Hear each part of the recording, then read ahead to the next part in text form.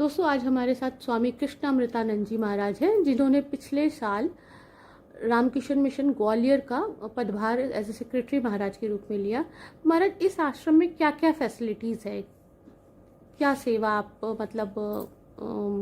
हम समाज को प्रदान करते हैं यहाँ से? एक्चुअली रामकृष्ण मिशन ग्वालियर, ये इसमें मेन जो एक्टिविटीज़ हम लोग यहाँ पे रन करते हैं उसमें से 2 स्कूल्स है। एक सीबीएसई बोर्ड स्कूल है और एक स्टेट बोर्ड स्कूल है, और हमारे 2 कैंपस भी है। रामकृष्ण मिशन ग्वालियर के 2 अलग अलग कैंपस है। एक ये जहाँ पे हम लोग अभी बैठे हैं, ये थाटीपुर में ब्लॉक में आता है, और दूसरा एक बालग्राम करके, शारदा बालग्राम, यहाँ से करीब 3 किलोमीटर दूर। ये 2 कैंपस है। 2 कैंपस में 2 स्कूल रन है बच्चों के लिए। ये दोनों इंग्लिश मीडियम के हैं, एक सीबीएसई बोर्ड का, एक स्टेट बोर्ड का। तीसरा एक्टिविटीज़ में, और एक मुख्य रूप से मैं बताना चाहूँगा कि रामकृष्ण मठ मिशन के पूरे इंडिया में करीब 250 सेंटर्स है। अच्छा। और उसमें से हार्डली 3-4 या 4-5 मैक्सिमम, में 5 भी शायद नहीं होगा, 4 ही होगा, जहाँ पे सेरिब्रल पल्सी वाले जो बच्चे होते हैं, जो मंद बुद्धि वाले बोलते हैं या फिर विकलांग बोलते हैं, मेंटली चैलेंज डिसेबल्ड बच्चे जो होते हैं, उन बच्चों के लिए एक स्कूल जिसको हमारे यहाँ पे रोशनी नाम से हम लोग रन करते हैं। अच्छा। रोशनी रिहैबिलिटेशन सेंटर, उसका पूरा कब शुरू हुआ था वो महाराज? ये करीब 95 से शुरू हुआ है। स्वामी स्वरूपानंद जी महाराज, जो रामकृष्ण मिशन ग्वालियर के प्रथम माने आश्रम के जिन्होंने स्थापना की, संस्थापक, उन्होंने शुरू किया था। ये बहुत पहले की बात है, 90 के बाद ही है, 95 के आसपास शुरू हुआ है। अच्छा। और उसके बाद कितने लोग लाभान्वित हो रहे हैं यहाँ पे अभी? बहुत, अभी तो 80 बच्चे हैं। अच्छा। 80 बच्चे हैं जो डिसेबल्ड बच्चे हैं, तो उनको देखरेख करने के लिए करीब 31 एम्प्लॉयज है जो वहाँ पे देखते हैं।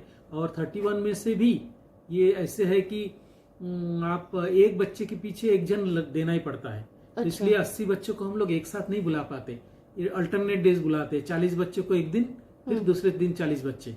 अच्छा। फिर तीसरे दिन पहले वाले जो 40 बच्चे हो, अच्छा, 2 बैच में बांट दिया। क्योंकि एक साथ 80 बच्चे को बुला लेंगे तो 30 एम्प्लॉय भी कम पड़ जाता है, क्योंकि ये डिसेबल बच्चे, ये लोग अपने से खुद से कुछ नहीं कर पाते, उनको कराना होता है। पर रोशनी के अलावा आपका एक संगीत महाविद्यालय भी बगल में मैंने देखा, उसके बारे में थोड़ा बताइएगा। हाँ, ये ग्वालियर यूनिवर्सिटी से भी एफिलिएटेड है जो मैंने देखा। हाँ। ये भी हमारे शारदा नाथ मंदिर। अच्छा। शारदा नाथ मंदिर भी बहुत सालों से, करीब 85 से ये शुरू है, रनिंग हो रहा है। यहाँ पे स्वरूपानंद जी महाराज जो थे, जिन्होंने इस आश्रम की स्थापना किया है, वो स्वयं संगीत प्रिय व्यक्ति थे। खुद बहुत अच्छा क्लासिकल सिंगर भी थे, और सितार वगैरह बजा लेते थे। और उनका एक्चुअली ग्वालियर में आने का उद्देश्य वही था कि संगीत सीखना। ग्वालियर एक संगीत का जगह है। अच्छा, तानसेन का फेस्टिवल यहीं होता है। और ग्वालियर में संगीत सीखने के लिए पहले आए थे। उसके बाद धीरे धीरे यहीं पे रह गए महाराज, और उन्होंने आश्रम बनाया, लोगों के लिए व्यवस्था की, एक संगीत महाविद्यालय खोला, और उसके साथ उन्होंने जो ये विश्वविद्यालय है संगीत के, उसके साथ उसको जोड़ दिया है। तो यहाँ पे जितने बच्चे हमारे यहाँ पे सीखने के लिए आते हैं, वो लोग सब डिप्लोमा कोर्सेज करते हैं। अच्छा, क्या क्या सिखाया जाता है यहाँ पे? संगीत में हारमोनियम, गायन सिखाया जाता है, और इंस्ट्रूमेंटल भी सिखाया जाता है, तबला सिखाया जाता है। फिर अलग से उनको भरतनाट्यम वगैरह जो डांस है वो सिखाया जाता है। ये काफी कुछ माने संगीत से रिलेटेड 4-5 आइटम वहाँ पे संचालित है। मैंने यहाँ पे स्केटिंग भी देखा, बच्चों को स्केटिंग सीखते हुए इवनिंग के टाइम में। हाँ, बाहर के ये हमारे एक टीचर है, उनके पति जो है स्केटिंग के, वो बहुत अच्छे कोच है। तो वो आश्रम के इस मैदान में स्केटिंग का वो ये चलाते हैं। तो वहाँ पे बहुत सारे बच्चे, हमारे स्कूल में पढ़ने वाले बच्चे ही एडमिशन लेते हैं, और वो संध्या के समय वो लोग प्रैक्टिस के लिए आते हैं। लेकिन वो बहुत एफिशिएंट है, मैंने देखा, उसमें लड़कियों की संख्या भी काफी है। हाँ। यहाँ पे ग्वालियर में स्केटिंग और भी कई जगह पे चल रहा है, तो कंपटीशन भी बहुत तगड़ा है यहाँ पे। अच्छा, आपने यहाँ पे फुटबॉल चैंपियनशिप भी शुरुआत की नारायणपुर में, तो वो बहुत नेशनल लेवल पर है। और वहाँ पे फैसिलिटीज भी बहुत इंटरनेशनल लेवल की, लेकिन यहाँ बहुत ही बेसिक फैसिलिटीज है। हाँ जी। तो मैं नारायणपुर में तो बहुत साल ये फुटबॉल को लेके काम किया हूँ। वहाँ पे बच्चे, ट्राइबल बच्चे हैं, फुटबॉल बहुत अच्छा खेलते हैं। आज रामकृष्ण मठ मिशन में अगर पूरे इंडिया में देखा जाए तो नारायणपुर के बच्चे फुटबॉल में टॉप में होंगे। अच्छा, आपने और बहुत सारे कप भी यहाँ सुब्रतो कप वगैरह बहुत बहुत सारा आप बहुत लोगों सारे ने खेले हैं नेशनल लेवल पे, तो बहुत बच्चे खेलते रहते हैं।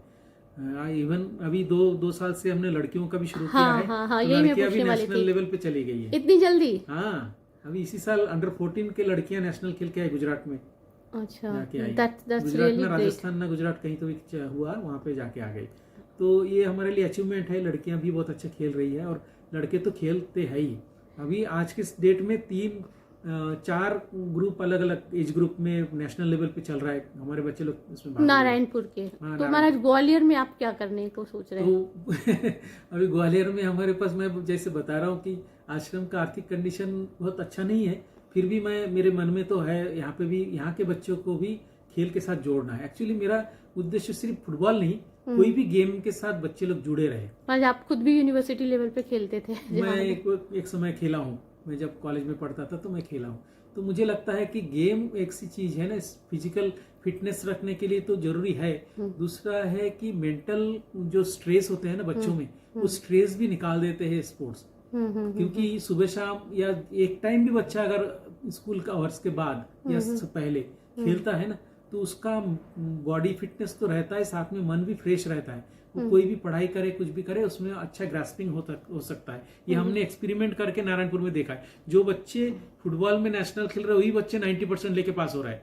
अच्छा, हाँ। मतलब टाइम मैनेजमेंट भी उनका होता है, सब कुछ होता और है, टीम लीडरशिप भी सीखते हैं। और बच्चे जो खराब कुछ चिंता करने का उसके पास समय नहीं है, वो तो खेलने में अपना समय व्यतीत करता है, तो अपना फिटनेस बना रहता है, उसका एक्सरसाइज होता है बॉडी में। उसके बाद रात को पढ़ाई किया, सो गया, जल्दी सो जाते हैं बच्चे, वहां पे हमने देखा है। तो इससे क्या होता है, बच्चे दूसरा कुछ खराब सोचना, खराब कुछ, अभी क्या है, बहुत सारे हम लोग शहरी बच्चों में देखे हैं कि घर में मोबाइल फोन दे देते हैं, फिर गेम खेलना शुरू कर देते बच्चे, और उसी गेम में डूब जाते हैं। माँ बाप मोबाइल छीन नहीं पाते बच्चों के हाथ से। और आजकल तो कई ऐसे केसेस आ रहे हैं कि माँ बाप ने मोबाइल ले लिया तो उल्टा माँ बाप के ऊपर चढ़ाई कर दिया, मारने के लिए, पिटने के लिए। तो बच्चा जो है एक अलग लेवल पे चला जाता है, उसका फिर वो उससे वापस लाना बहुत मुश्किल हो जाता है। अच्छा, इसलिए भी हम चाह रहे हैं कि बचपन से अगर खेल में जोड़ दिया जाए, क्रिएटिव इन्वॉल्वमेंट। हाँ, तो क्या है, बच्चे खेल खेल के साथ अपना लाइफ को भी, माने मोबाइल से या ऐसे चीजों से जितना दूर रहेंगे, डिजिटल डिटॉक्सिफिकेशन, थोड़ा सा दूर रहेंगे, ये गेम वगैरह खेलना, तो इससे उसका एक तो मन फ्रेश रहेगा, वो एकाग्रता बढ़ेगी उसकी। तो वो हम यहाँ पे भी धीरे धीरे शुरू करेंगे। हालांकि यहाँ पे मैं जैसे बता रहा हूँ, यहाँ पे इंफ्रास्ट्रक्चर की कमी है, और वो बनाने में मुझे 4-5 साल लग जाएंगे। अभी इमीडिएटली नहीं होगा। अगर कोई लोगों से कुछ दान वगैरह मिल जाता है तो हम धीरे धीरे करेंगे, और उसके लिए मैं कोशिश भी कर रहा हूँ। तो महाराज अभी तो आपने एक टूर्नामेंट कंप्लीट किया, तो उसका एक्सपीरियंस कैसा रहा आपका? अच्छा, बहुत अच्छा रहा। मुझे उम्मीद नहीं था। मैंने 7 साइड फुटबॉल टूर्नामेंट रखा था यहाँ पे, और मैं सोचा कि 15-16 टीम आ जाएगा तो एक प्री क्वार्टर और क्वार्टर फाइनल करके फिर सेमीफाइनल फाइनल करा दूंगा। लेकिन 20 टीम भाग ले लिए। अच्छा। और 20 टीम ने बहुत अच्छा उसका ये भी रहा, मैंने गेम अच्छा हुआ, बच्चे खेले, परफॉर्मेंस अच्छे रहे। यहाँ पे खेलते हैं। एक्चुअली क्या है, ग्वालियर एक ऐसा सिटी है जहाँ पे LNIP जैसे इंस्टीट्यूशन है। अच्छा। LNIP यानी Lakshmi Narayan institute of physical education, जो पूरे इंडिया में बेस्ट कॉलेज है। एक नंबर पे LNIP आता है, और यहाँ पे एडमिशन पाना भी बहुत मुश्किल होता है। वो LNIP में जो बच्चे फिजिकल एजुकेशन के लिए एडमिशन ले लेते हैं, उनका लाइफ बन जाता है, क्योंकि वो एक बार फिजिकल एजुकेशन करके निकले तो उनको नौकरी पक्का है, और बड़े बड़े कंपनीज, बड़े बड़े क्लब भी उनको हायर कर लेते हैं। तो इसलिए इस ग्वालियर में खेल का भी प्रचलन है। आश्रम में उतना नहीं था, तो आश्रम में हम लोग शुरू कर रहे हैं। यहाँ पे क्रिकेट का भी प्रचलन बहुत है, मैं देखा हूँ। अच्छा। हमारे जो बालग्राम आश्रम है, वहाँ पे क्रिकेट का एक एकेडमी चलता है। जो बाहर के लोग हैं, वो लोग हमको हायर किया है हमारे ग्राउंड को, तो वो लोग 2 घंटे 3 घंटा वहाँ पे सिखाते हैं बच्चों को, क्रिकेट सिखाते हैं। जो महाराज एक गौशाला है, उसके अलावा मैंने देखा सिलाई वगैरह सिखाने की भी पहले व्यवस्था है, पहले रही होगी। बच्चे, अभी मैं बालग्राम में जो लड़कियां हमारे पढ़ती है हॉस्टल में रह के, हमारे बालग्राम आश्रम में हॉस्टल भी है। अच्छा, जो दूसरा सेंटर है आपका? दूसरा सेंटर जो यहाँ से 2.5-3 किलोमीटर दूरी पे है, वहाँ पे एक स्कूल है, वहाँ पे हॉस्टल है, गौशाला है, और हॉस्टल में बॉयज और गर्ल्स का अलग अलग व्यवस्था है रहने की। और वहाँ पे ऐसे हनुमान मंदिर है, और पब्लिक आते हैं तो वहाँ पे खेलते हैं, और उनका वहाँ पे जिम भी है, ओपन जिम भी है। वहाँ पे बाहर के लोग भी आके जिम कर सकते हैं वहाँ पे। ये सब फैसिलिटीज दिया गया है, गौशाला है। तो वहाँ पे जो बच्चे लोग रहते, लड़कियां, उनके लिए मैंने पिछले साल ही 3 सिलाई मशीन लोगों से मैंने दान में लिया है और वो हॉस्टल में दे दिया है। अभी हमारे यहाँ पे जो सिलाई सेंटर एक है आश्रम में थाटीपुर में, वहाँ पे एक लेडी सिलाई करती है, तो उनको मैंने बोला है कि इस सेशन से वो डेली या 2-3 दिन हफ्ते में जाके उसी सिलाई सिखाएगी। थैंक यू महाराज विस्तार से हमें जानकारी देने के लिए। अच्छा, आश्रम में ठाकुर का भी एक मंदिर है होली ट्रियो का, उसके बारे में भी थोड़ा सा बता दीजिए। ये मंदिर जो है 1984 में इसका उद्घाटन हुआ। स्वामी गंभीरानंद जी महाराज, परम पूज्य स्वामी गंभीरानंद जी महाराज हमारे रामकृष्ण संघ के 11th प्रेसिडेंट रहे। तो गंभीरानंद जी महाराज ने उसका उद्घाटन किया था। ये हमारे जो थाटीपुर आश्रम में जो ठाकुर जी का मंदिर है, वहाँ पे ठाकुर जी का मार्बल ये है, मूर्ति है, और माँ स्वामी जी है। वहाँ क्या क्या कार्यक्रम होता है स्पिरिचुअल लेवल पे? सुबह 5 बजे मंगल आरती, और फिर पूजा होती है 7 बजे से लेकर 9 बजे तक पूजा होती है। फिर 11 बजे ठाकुर जी का भोग निवेदन होता है। फिर 12 बजे मंदिर बंद होता है, पट बंद होता है। स्पिरिचुअल रिट्रीट का महाराज? स्पिरिचुअल रिट्रीट हम लोग इस साल 3 बार ऑलरेडी करा चुके हैं। अच्छा। और रामचरितमानस का भी एक ये कराया है, पारायण कराया है। 3 दिन का प्रोग्राम रखा था। स्वामी सुखानंद जी महाराज आए थे। अच्छा। उनका कार्यक्रम रखा था। प्लस दुर्गा पूजा यहाँ पे होती है, काली पूजा होती है। अच्छा। सरस्वती पूजा होती है। अच्छा। और गणेश पूजा होती है। अच्छा। ये सारे मूर्तियों में होती है। अच्छा, सारे मतलब मेजर फेस्टिवल सेलिब्रेट किया जाता है। बड़े इवनिंग में आश्रम का कार्यक्रम बता दीजिए। मंदिर में संध्या आरती अभी 6:30 बजे का टाइम दिया है, और अगले महीने 15 तारीख के बाद 16 तारीख से 6:45 हो जाएगा। जैसे जैसे सूर्यास्त होता है उसके हिसाब से टाइम बदलता है थोड़ा थोड़ा करके। और संध्या आरती में आरती होती है ठाकुर जी की। आरती के बाद फिर माँ का भजन, और फिर उस दिन 6 दिन में हम लोग अलग अलग किताबें हैं। जैसे स्वामी जी का 2 दिन उनकी जीवनी पाठ होती है, 2 दिन माँ शारदा देवी की जीवनी पाठ होती है, 2 दिन ठाकुर जी के वचनामृत पाठ होता है, और संडे को भगवत गीता के ऊपर क्लास लेते हैं। तो थैंक यू महाराज हमारे से बात करने के लिए। This is Madhavi Shri for the world of positive news from Gwalior.